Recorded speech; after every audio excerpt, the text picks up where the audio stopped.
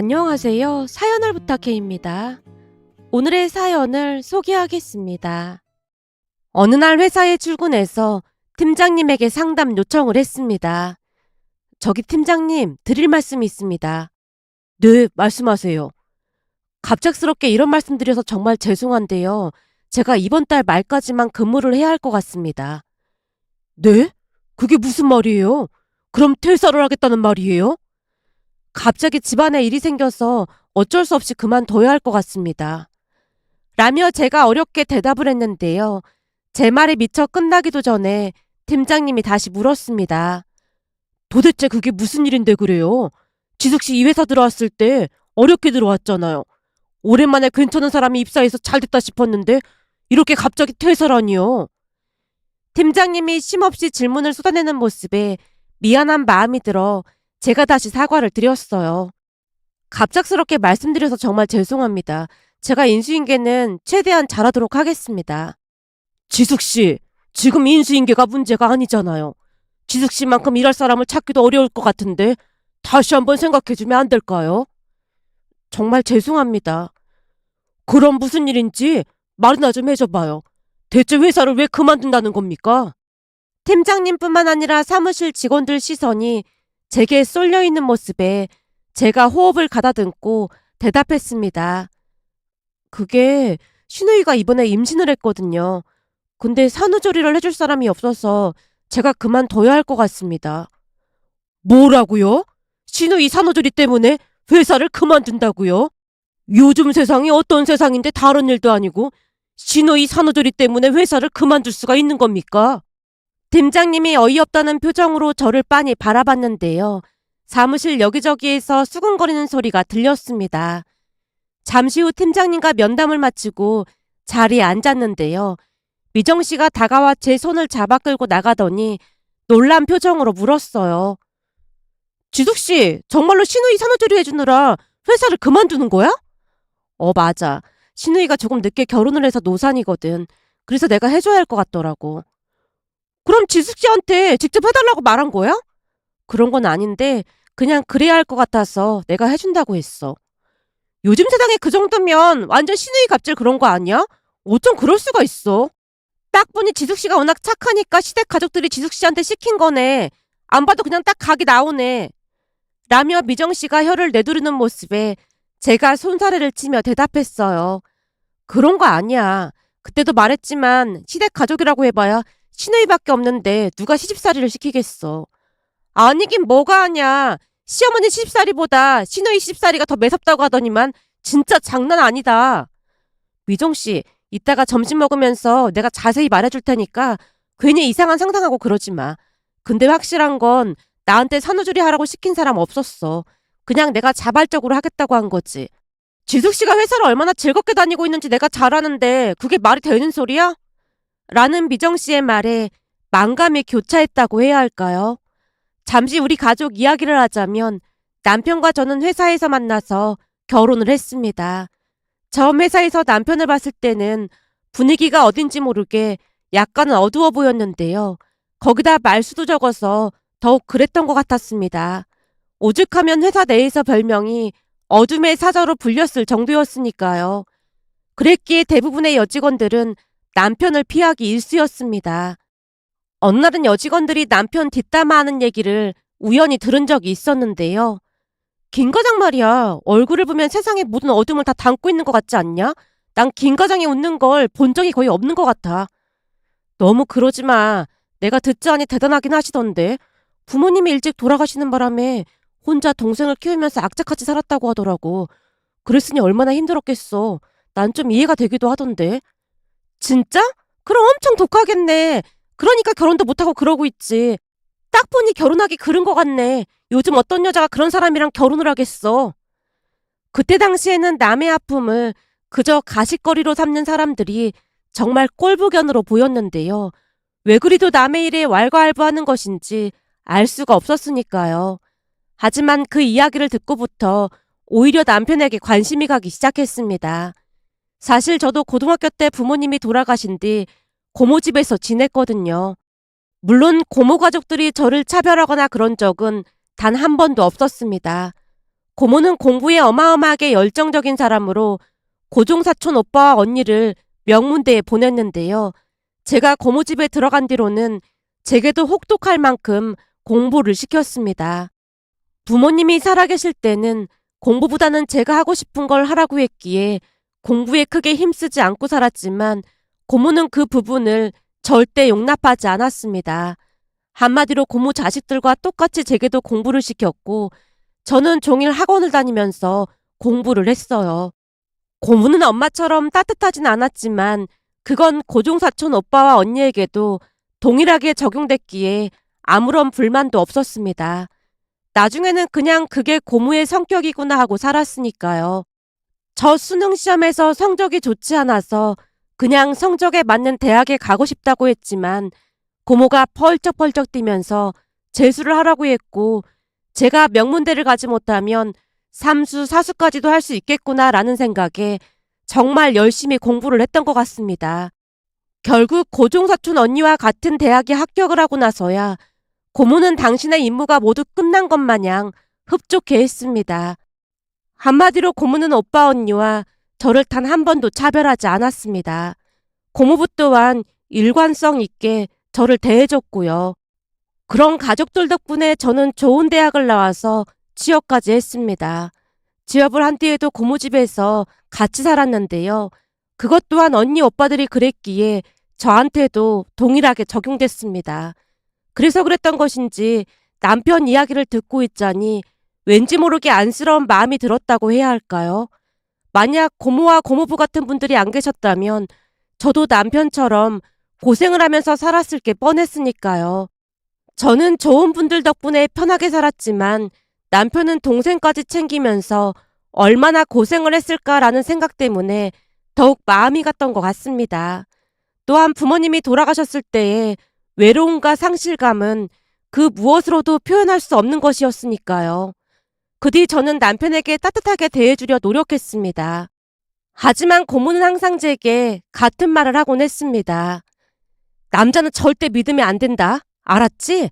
좋은 신랑감 찾아서 널 결혼까지 시키는 게 이 고모가 마지막 할 일이니까 그렇게 알고 있어.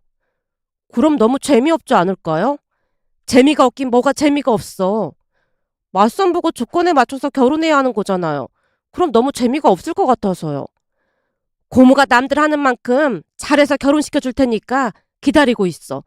괜히 이상한 사람 만났다가 이혼한다 만다 하면 내가 어떻게 살겠어. 고모는 워낙 완벽한 분이었기에 저뿐만 아니라 오빠와 언니 결혼도 직접 맞선 자리를 찾아보겠다고 선포를 했으니까요. 그 말에 저도 그냥 동의한 채 살았는데요. 오빠와 언니가 워낙 순종적인 반응을 보였기에 저도 그게 당연하다고 생각했습니다. 그렇게 남편의 사연을 듣고부터는 남편의 모습이 조금은 다르게 보였습니다. 왠지 모르게 동질감 같은 것이 느껴졌던 것 같습니다. 그 뒤 남편에게 따뜻하게 대해줬고 어느 순간부터는 남편도 제게 호감을 갖는 듯해 보였습니다.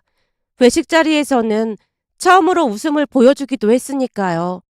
그 뒤 우리는 점점 가까워져 갔고 어느 날은 차장님이 제게 말을 꺼냈습니다. 지숙 씨, 이번에 우리 팀에서 출장을 가야 하는 거 알고 있죠? 네, 들었습니다.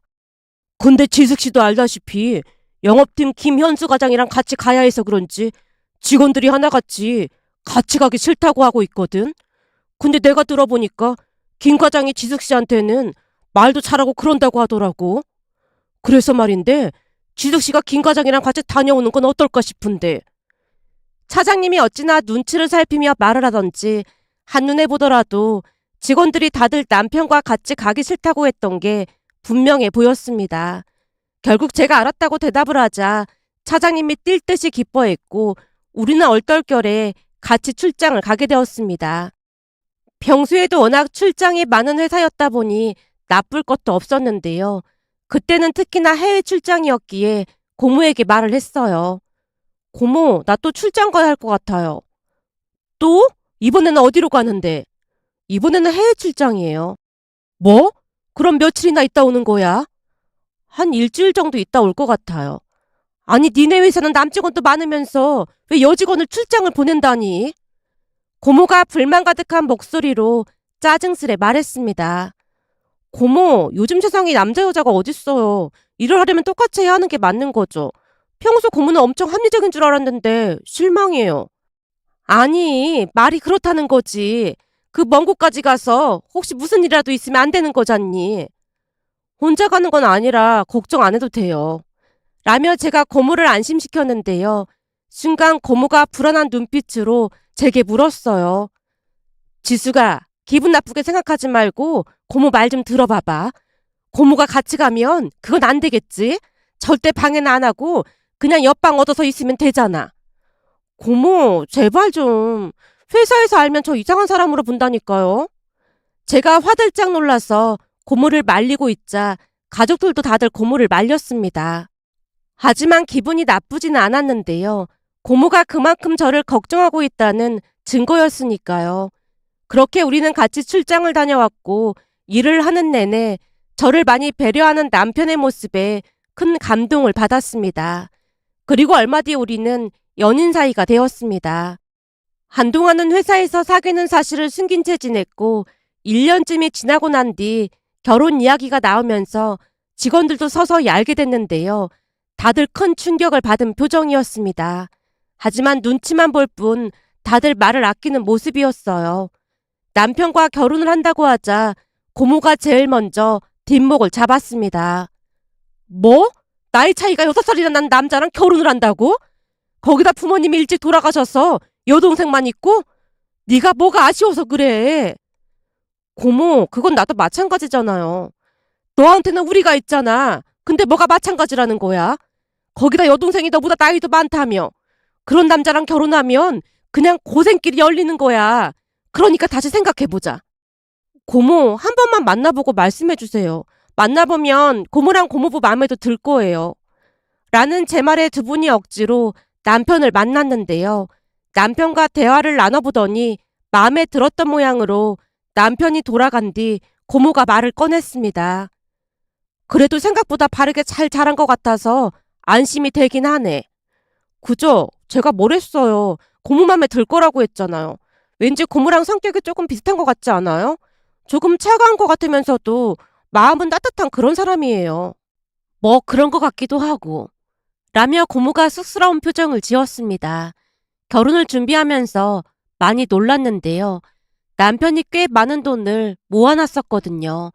거기다 고모와 고모부가 도움까지 주셨지만 남편이 정중하게 거절했습니다. 지금까지 키워주신 것만 해도 너무 감사한데 결혼은 저희 힘으로 준비해보겠습니다. 그래도 신혼집도 얻어야 하고 돈이 많이 들어갈 거야. 많이는 못 도와주고 우리도 조금은 보태줄 수 있을 것 같은데. 정말 괜찮습니다. 집은 부모님께서 남겨주신 집에서 살면 될 것 같거든요. 사돈처녀도 있잖아. 그러니까 이거 결혼할 때 보태도록 해. 동생은 따로 나가 살겠다고 해서 그러기로 했습니다. 부모님이 남겨주신 거 나누기로 말했거든요. 그동안 동생도 잘 키우고 자네도 참 고생이 많았네. 그런 정신이라면 우리 지숙이도 잘 보살필 수 있을 것 같아서 마음을 좀 놓은 것도 있었어. 우리 지숙이 정말 잘 부탁하네. 고모가 남편 손을 잡고 몇 번이나 당부를 했습니다. 그 모습을 보며 고모의 사랑을 다시 한번 깨달았고 감사한 마음이 가득했기에 정말 잘 살아야겠다고 다짐했습니다. 그 뒤 우리는 결혼을 했고 시누이는 혼자 나가서 살았습니다. 그러던 중 쌍둥이를 임신하게 됐기에 저는 다니던 회사를 그만뒀습니다. 회사 자체가 출장도 많았던지라 도무지 쌍둥이를 돌보기 힘들었으니까요. 결국 회사를 그만둔 뒤 육아에 집중했지만 남편이 워낙 출장이 많다 보니 거의 독박 육아를 할 수밖에 없었어요. 고모가 오며 가며 도움을 주기도 했지만 고모도 일을 하고 있었기에 마냥 저만 도와달라고 할 수는 없었습니다. 우리가 결혼하고 나서 시누이는 집에서 2시간이나 떨어진 곳으로 이직을 했었기에 도움을 받을 수조차 없었는데요. 평소 시누이와는 그렇게 살가운 사이도 아니었고 서로 맞존대로라며 예의를 지키는 사이였으니까요. 그렇게 저는 하루하루 육아로 인해 지칠 대로 지쳐가고 있었습니다.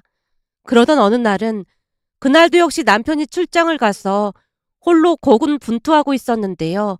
그날따라 시누이에게 전화가 걸려왔습니다. 언니, 지금 통화 가능해요? 아가씨. 신우이가 제게 언니라고 하던 순간 저도 모르게 주르륵 눈물이 흘러나오고 말았습니다. 그 바람에 신우이가 당황한 것 같아 보였는데요. 곧 신우이가 대답했습니다. 언니, 지금 제가 갈게요. 아가씨 이래야 하잖아요. 갑자기 울컥한 것 뿐이니까 신경 쓰지 마세요. 아니에요. 저 반차 내면 되니까 지금 바로 갈게요. 라며 신우이가 전화를 끊었습니다. 그렇게 얼마 뒤 신우이가 집에 왔는데요. 신우이를 보자마자 어찌나 반갑던지 눈물이 멈추질 않았습니다. 그러면서 집을 둘러보던 신우이 눈이 휘둥그레져 있었는데요. 집안 꼴이 말이 아니었으니까요. 제가 눈물만 흘리고 있자 신우이가 제게 말했어요. 언니, 내가 쌍둥이 보고 있을 테니까 우선 들어가서 잠 좀 자고 나와요. 아니에요. 괜찮아요. 아가씨 혼자 어떻게 둘이나 봐요. 언니는 내내 혼자 둘을 보고 있잖아요. 나도 할 수 있으니까 잠깐이라도 들어가서 눈 좀 붙이고 나와요. 라는 신우이의 말에 방에 들어가서 잠이 들었는데요. 그동안 잠이 부족했다 보니 내리 6시간을 자고 말았고 시계를 확인하고는 화들짝 놀라서 거실로 나갔습니다. 그랬더니 신우이가 쌍둥이들과 놀아주고 있었어요. 일어났어요? 죄송해요. 제가 너무 많이 잤죠. 보니까 언니 눈이 퀭해 보이더라고요. 사람이 잠을 제대로 못 자다 보면 우울하기도 하고 그렇다고 하더라고요. 언니가 쌍둥이 보고 있으면 내가 밥상 차릴게요. 아니에요. 제가 해드려야 하는 게 맞는 거죠. 언니는 쌍둥이들 보고 계세요. 아마도 제가 하는 게 더 빠를걸요? 잠시 후 신우이가 주방에 가서 뚝딱뚝딱 음식을 만들어서 제게 말했습니다. 언니, 이제는 내가 쌍둥이들 보고 있을 테니까 얼른 와서 드세요. 저는 음식하면서 먹었더니 배가 부르네요. 그래도 아가씨도 드셔야죠. 저는 진짜 배부르니까 얼른 드세요. 라며 신우이가 식탁 앞에 앉혔는데요. 정말 오랜만에 받아보는 밥상이었다고 해야 할까요? 그날 식사를 하고 난 뒤 이런저런 이야기를 하다가 신우이가 먼저 말을 꺼냈습니다. 언니, 혹시 힘들면 제가 여기 들어와서 같이 살까요? 여기 들어와서요? 제가 여기 들어오면 아무래도 언니가 좀 불편하겠죠? 아니요. 저는 아가씨랑 같이 살면 좋죠. 근데 아가씨 회사까지 거리도 그렇고 그게 가능한 일이 아니잖아요. 회사야 옮기면 되는 거죠. 언니 혼자 이렇게 고생하고 있는 걸 오빠는 알고 있는 거예요? 그렇게 자주 출장을 갈 거면 도와줄 분이라도 불러주던지 해야지. 너무 무책임한 거 아니에요? 구이가 한동안은 사람 불러줬었는데 너무 비싼 것 같길래 제가 혼자 해보려고 했던 거예요. 그런데 이렇게까지 힘들 줄은 진짜 몰랐어요. 제가 다시 울컥하자 신우이가 달래줬습니다. 그 뒤 신우이는 그 누구보다도 빠르게 행동했는데요. 회사를 그만두고 얼마 뒤 우리 집으로 들어왔거든요. 그때부터 우리는 한 집에서 같이 살았습니다. 신우이가 정말 많이 도와줬는데요. 워낙 인성이 바른 사람인지라 말다툼 한 번을 한 적이 없었습니다. 그렇게 신우이와 함께 쌍둥이를 키웠습니다. 남편이 출장을 갈 때마다 신우이가 자리를 대신했으니까요. 회사를 옮기면서 연봉도 낮아졌지만 신우이는 전혀 아깝지 않다고 했습니다. 어느 날은 제가 미안한 듯 말을 꺼냈거든요. 아가씨, 우리 때문에 회사도 옮기고 미안해서 어떡해요? 아니에요. 저는 우리 조카들 보는 것만으로도 그냥 다 좋은걸요? 부모님이 일찍 돌아가셔서 그런지 저한테는 가족이 조금은 특별하거든요. 우리 조카들은 그런 아픔을 겪지 않았으면 좋겠어요. 그래서 이직한 게 전혀 아깝지가 않아요. 언니도 미안해하고 그러지 마세요. 오히려 선택 같이 살자고 해줘서 제가 더 고마웠는걸요? 아가씨, 말만으로도 진짜 고마워요. 배려 깊은 신우이의 말에 다시 한번 울컥하고 말았습니다. 그게 벌써 몇 년 전 일이랍니다. 그 뒤 쌍둥이는 무럭무럭 잘 자랐고 유치원에 다니기 시작했는데요. 어느 날은 신우이가 먼저 말을 꺼냈어요. 언니, 그때 다시 일하고 싶다고 했잖아요. 내 친구가 괜찮은 일자리 하나 있다고 하는데 알아봐 달라고 할까요? 회사 다닌 지 한참 됐는데 일을 제대로 할 수 있을지 모르겠네요. 그게 정규직은 힘들겠지만 계약직으로는 자리가 있다고 하더라고요. 한번 지원해 볼래요? 근데 제가 나가서 일하는 거 그이가 좋아할지 모르겠네요. 언니 인생인데 왜 오빠 눈치를 봐요? 지금껏 회사도 그만두고 쌍둥이들 키웠는데 언니도 하고 싶은 거 하고 살아야죠. 계속 일하고 싶어 했잖아요. 그러니까 오빠 신경 쓰지 말고 일하고 싶으면 일 다니세요. 쌍둥이야 셋이서 같이 돌보면 되는 거잖아요. 신우이의 말에 어렵게 다시 면접을 보러 갔고 신우이가 잘 말을 해줘서 그랬던 것인지 바로 입사를 했습니다. 물론 남편이 불만을 드러내기도 했는데요. 내 월급이 적은 것도 아닌데 굳이 일을 해야 하는 건지 모르겠네. 언니가 지금껏 희생하면서 산 거나 마찬가지인데 오빠가 그런 말 하면 안 되는 거지. 오빠 보고 혼자 쌍둥이 키우라고 했어봐. 할 수 있었겠어? 근데 오빠가 그렇게 말하면 안 되는 거야. 알았어. 내가 잘못했어. 근데 가끔 보면 넌 내 동생이 아니라 둘이 친자매 사이 같아. 참 이게 무슨 일인지 모르겠다니까. 오빠가 똑바로 했어봐. 내가 일어나. 이럴 땐 오빠가 진심으로 응원해줘야 하는 게 맞는 거잖아. 신우이가 눈에 힘까지 주면서 말을 했기에 남편이 제게 사과까지 했습니다. 그렇게 들어간 회사였기에 또다시 그 회사를 그만둔다는 게 보통 어려운 일이 아니었습니다. 하지만 늦게 결혼한 신우이가 임신 후 너무나 힘들어했기에 선택의 여지가 없었습니다. 신우이에게는 우리가 친정이나 마찬가지였으니까요. 그날 점심 식사를 하면서 미정 씨에게 그동안 있었던 일을 이야기하자 미정 씨가 놀라운 표정으로 입을 뗐습니다. 세상에 그런 신우이가 있단 말이야? 난 믿어지지가 않는다. 거기다 신우이가 지숙 씨보다 나이도 더 많다면서. 그렇지, 나이도 더 많지. 근데 나한테 단 한 번도 반말을 한 적이 없어. 그런 아가씨가 힘들어하는데 내가 어떻게 모른 척을 하겠어? 아가씨한테는 우리가 친정이나 마찬가지잖아. 난 말이야, 비록 아가씨보다 나이는 많지 않지만 그 어느 친정보다 든든한 친정이 되어줄 거거든. 난 지숙 씨네가 너무 부럽다. 세상에는 이런 올케 시누이 관계도 있긴 하구나. 거봐. 그러니까 내가 회사를 그만둬야 하는 게 맞겠지? 당연하지. 그럼 당연히 그만둬야지. 그러니까 아까 우리 아가씨 뒷담화한 거 얼른 취소해. 라며 제가 장난스레 웃자 미정 씨가 진심으로 사과했습니다. 그렇게 저는 회사를 그만뒀는데요. 진우이가 눈물까지 글썽이며 미안해했어요. 언니, 굳이 그럴 필요까지 없었는데 왜 그랬어요? 이제는 우리가 아가씨 친정이잖아요. 어떤 일이 있어도 기죽게 하고 싶지 않았어요. 그러니까 앞으로는 제가 하자는 대로 다 해요. 그래도 너무 미안하잖아요. 미안할 거 뭐가 있어요. 쌍둥이들 키우면서 워낙 단련이 돼서 못할 게 없을 것 같거든요. 아가씨는 저처럼 회사도 그만두지 말고 일도 열심히 다녀요. 조카는 제가 책임질 테니까요. 라는 말에 신우이가 얼마나 많이 울었는지 모른답니다. 임신을 하고 나서 여러모로 힘들었던지라 가까이에서 챙길 수밖에 없었거든요. 그 뒤 신우이는 출산을 한 후 산후조리원에 들어갔다가 우리 집에서 한동안 지냈습니다. 그동안 워낙 가깝게 지내다 보니 서로의 마음을 잘 알아서 크게 힘들 것도 없었습니다. 고모부도 좋은 분으로 오며 가며 많이 챙겼거든요. 지금도 여전히 제가 조카를 돌보고 있는데요. 문득 며칠 전 지방에 계신 시누이의 시어머님, 그러니까 사돈어르신이 농사 지으신 거라며 쌀이랑 이것저것들을 잔뜩 보내주신 것을 보며 마음이 참 따뜻하기만 했습니다. 그러면서 가족의 의미를 되새기게 되었는데요. 서로를 배려하고 아끼고 사랑하는 것이 진정한 가족이 아닐까 하는 생각이 들었습니다. 비록 피를 나누지는 않았지만 시누이와 제가 완벽한 가족이 된 것처럼 말이죠. 제게도 이런 따뜻한 가족이 있어서 참 감사하다는 생각이 들어 이렇게 글 남겨봅니다. 글을 마치기 전에 잘 키워주신 고모와 고모부께도 감사한 마음을 전하고 싶습니다.